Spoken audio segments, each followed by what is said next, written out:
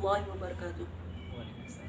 Innal hamdalillah nahmaduhu wa nasta'inuhu wa nastaghfiruh wa na'udzu billahi min shururi anfusina wa min sayyiati a'malina. May yahdihillahu fala mudilla lahu wa may yudlil fala hadiya lahu.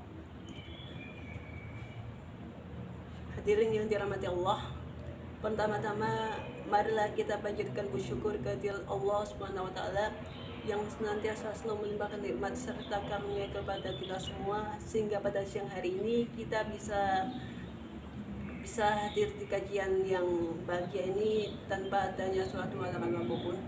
Salawat serta salam suka tetap terlimpahkan pada junjungan kita Nabi Allah Muhammad Sallallahu Alaihi Wasallam yang selalu menjadi suri tauladan kita bagi kita semua hingga yaumul qiyamah. Pada siang hari ini adalah sesuatu yang baru bagi kita, karena siang hari ini kita mengadakan kajian diskusi tentang bahasa dialog Al-Quran. Dialog Al-Quran ya. Alhamdulillah kali ini kita kehadiran tamu dari jauh ya, dari mana? Boyo lagi. Ya. Untuk selanjutnya bisa perkenalan. Oh iya. Bismillahirrahmanirrahim. Assalamualaikum warahmatullahi wabarakatuh. Perkenalkan, nama saya Dani Setiawan, asalnya Boyolali. Saya di sini ditugaskan dari Yayasan Forum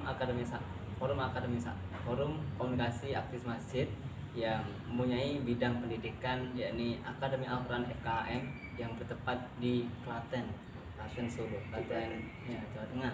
Jauh juga ya. Ya, lumayan jauh. Alhamdulillah di sini saya dapat tugas untuk berdakwah di masjid. Ini membersamai masyarakat, gimana caranya bisa bergabung dengan masyarakat, membina masyarakat menuju masyarakat yang Islami, baik dengan Al-Qur'annya, baik dengan kajian-kajiannya maupun ngurus TPA dan sebagainya. Alhamdulillah saya bertempat di daerah Rawatsari, tempat saya tugasnya, Rawatsari Pekalongan Barat. Dan di sini alhamdulillah saya mendapatkan sebuah tugas atau sebuah order di sini untuk mengajari di daerah sini, daerah Kedung Muni ya. Kedung Muni ya, di sini Kedung Muni. Nah, alhamdulillah di sini temanya adalah mengenai dialog tentang Al-Qur'an. Apa sih urgensi dari Al-Qur'an bagi masyarakat, terkhusus bagi orang-orang yang jarang membaca Al-Quran atau orang-orang yang tidak pernah menyentuh Al-Quran, karena Al-Quran adalah kitab suci kita. Dengan Islam, Mas? Alhamdulillah Islam. Kita yang mengaku sebagai umat Islam pasti percaya dan mempercayai bahwa kitab kita adalah kitab Al-Quran, dan kita percaya juga Al-Quran adalah yang akan membawa kita, yang menyelamatkan kita menuju ke surga kelak dan agar kita terhindar dari nerakanya. Kemudian sini saya sedikit membicarakan ya, tentang Al-Quran. Kenapa sih Al-Quran juga perlu kita pelajari bagi generasi muda? Contohnya termasuk juga kita juga harus belajar di Al-Quran. Karena apa? Karena Rasulullah pernah bersabda, man qara al-Quran fa inna lahu ya'ti yaumal qiyamah syafi'an li ashabi. Barang siapa yang membaca Al-Quran, maka Al-Quran pada hari kiamat akan menjadi syafaat bagi dirinya untuk menolong dirinya dari siksa neraka. Jadi begitu besarnya pahala ketika kita membaca Al-Quran. Itu saja membaca, belum lagi ketika kita menghafalnya, apalagi mentadaburinya, itu sungguh besar pahalanya bagi orang-orang muslim khususnya. Maka bagi kita, bagi masyarakat secara umum atau generasi para muda, seyogianya bagi kita untuk membaca Al-Quran di tiap harinya, apalagi di bulan Ramadan ini yang pahalanya pun dilipat-lipat gandakan gitu kan.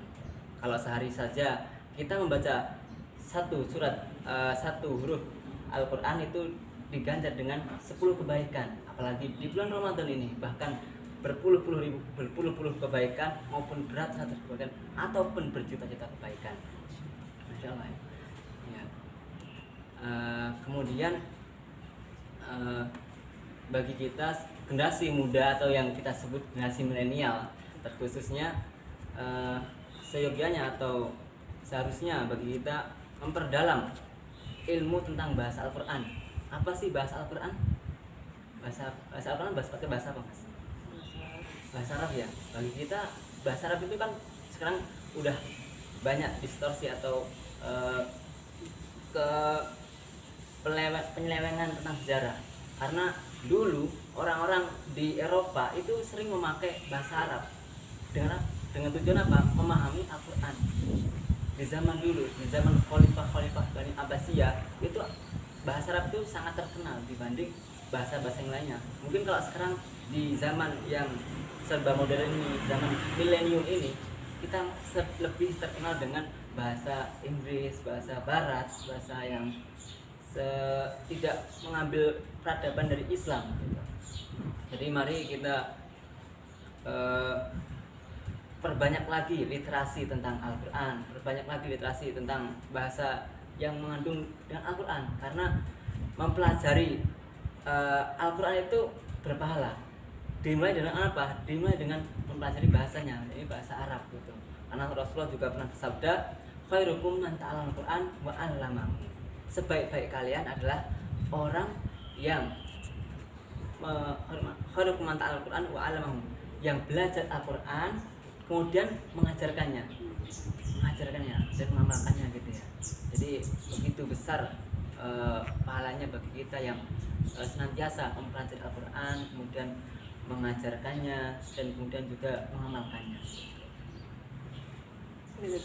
Kaitannya itu dengan masyarakat sekarang ini memang terlebih untuk pemuda sekarang ya. Apalagi untuk anak-anak sekarang itu lebih condong ke arah HP.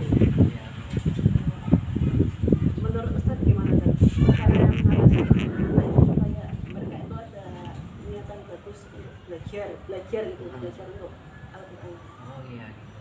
Jadi gini Mas, untuk mempelajari Al-Quran sekarang kita mungkin tidak perlu lagi membawa Al-Quran secara kitabiah atau secara kitab Al-Quran langsung pakai kertas. Kadang kan sekarang remaja lebih ke gadget.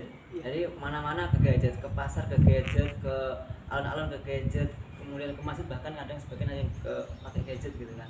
Itu bisa kita download aplikasi di gadget kita, aplikasi tentang Al-Quran, baik tafsirnya, baik sirahnya di dalam Al-Quran, sirah-sirah.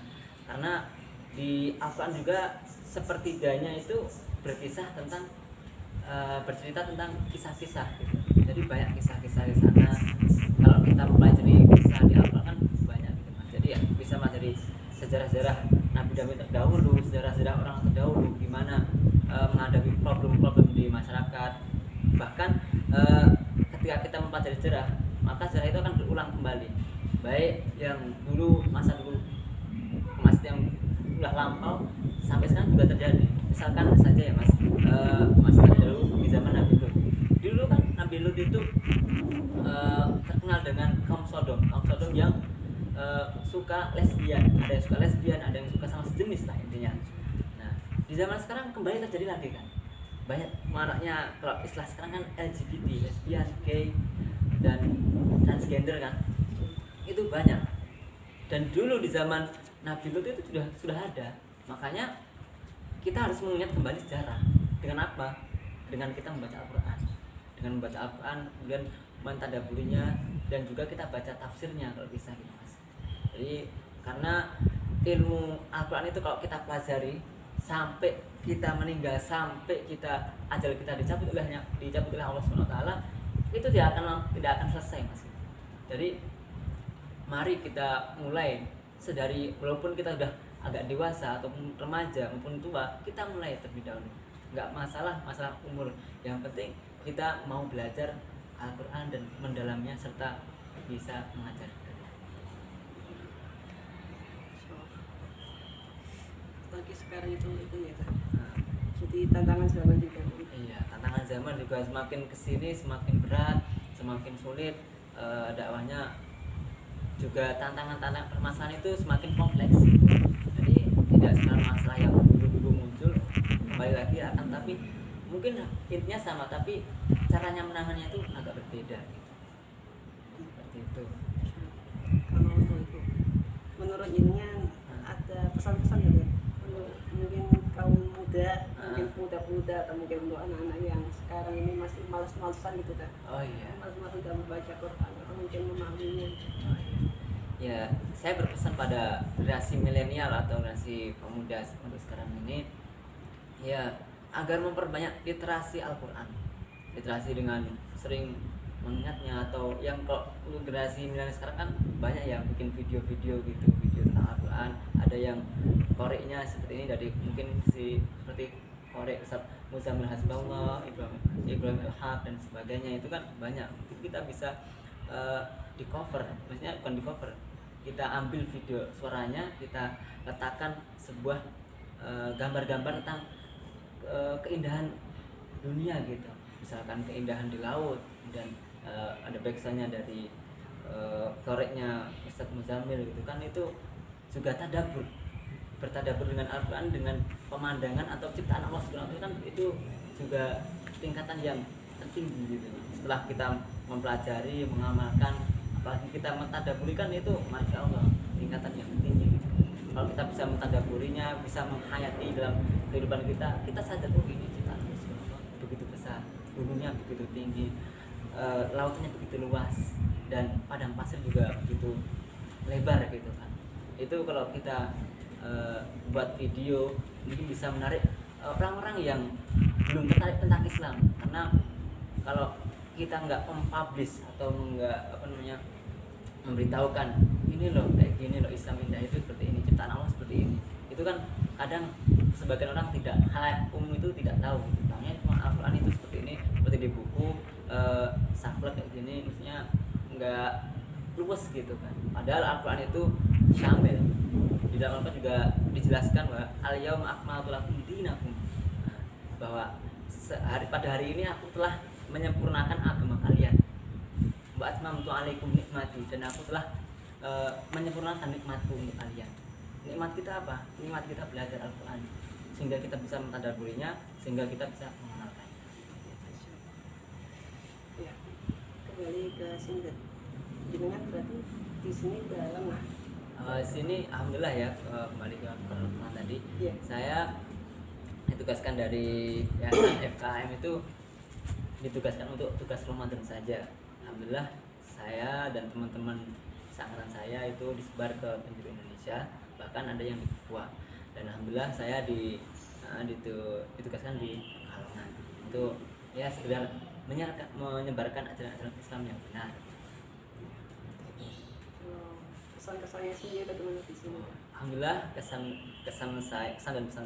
saya di sini begitu baik, diterima dengan masyarakat yang baik pula, dan juga masyarakat juga sangat antusias dengan adanya program ini, program Jawara namanya, Jelajah Dakwah Nusantara, Jelajah Dakwah Ramadan tahun 1442 Hijriah gitu, dari Pekalongan.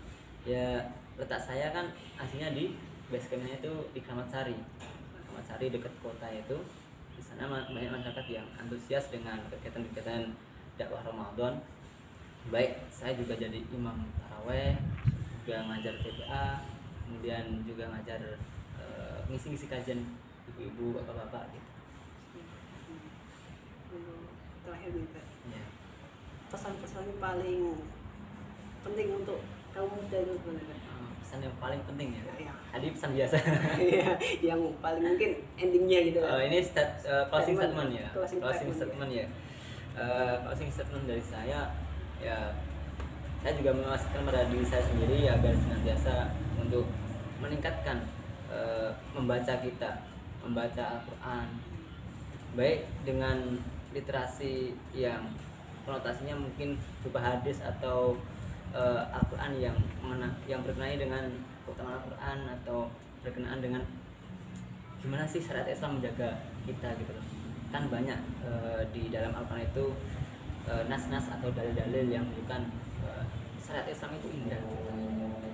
Bagaimana nggak sekedar hanya kisah-kisah dalam Al-Quran, tapi juga Allah itu mengatur kita dari bangun tidur kita sampai menjelang tidur lagi. Jadi diatur tidur kita, menjelang tidur dan bangun itu diatur oleh Islam.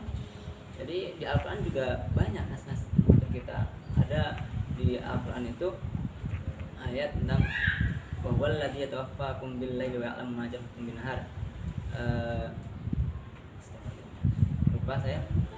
Intinya adalah kita itu ketika tidur itu dipegang ruhnya atau nyawa kita.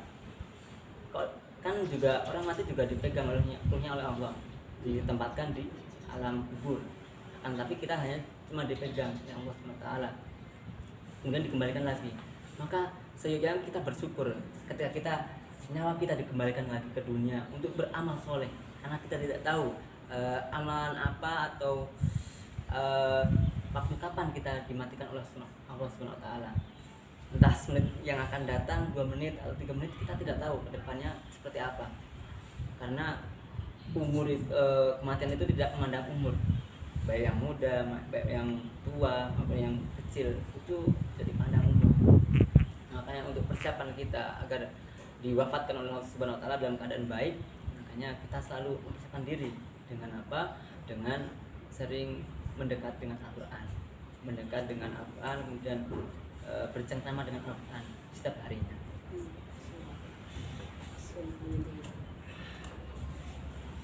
Ya udah, ini terakhir ya. Ya. Jadi penting sekali buat kita untuk bisa belajar ya, sangat penting. Dan kami ucapkan terima kasih ya. Terima kasih atas waktunya. Semoga apa yang disampaikan bisa memberi motivasi untuk kita semua penonton yang telah menonton kajian ini. Dan kurang lebihnya kami mohon maaf. Terima kasih. Marilah kita tutup kajian sore hari ini dengan bacaan alhamdulillah bersama-sama. Alhamdulillahirabbil alamin. Dan kita doa kafaratul majelis subhanahu